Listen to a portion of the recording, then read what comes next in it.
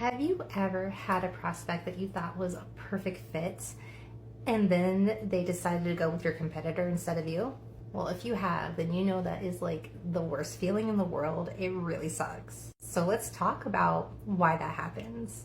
I think the obvious answer here is that they didn't see the value that you provide and then they decided to go with someone else. It probably wasn't price, even if they said it was. If they really saw that this was an investment and they could get an ROI from it, then they wouldn't have cared. They would have made that investment anyway. So likely the value that you were able to articulate didn't match the price that you were asking, and to them it wasn't worth it. When it comes to articulating this value, it really could have been a couple things. It could have been the transformation that you provided. It could have been that maybe they didn't think that you worked with clients quite like them, and so maybe there are things that you need to change in your messaging that would further help explain your process or how you work with clients like them, so that you can handle this objection in your content, so that in the future this isn't such a big problem. The question's already been answered, the objection's already been handled, so when people do get on a sales call with you, they're already pre-sold. It really has nothing to do with your competitor actually being better than you.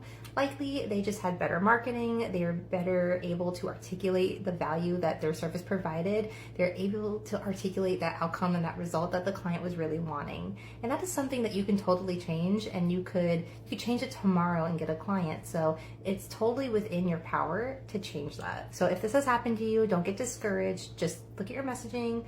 If you've recorded your sales calls, that would be a really good opportunity to take a listen, see how you talked about it, where there was room for improvement, and make the necessary changes so that you have better success in the future.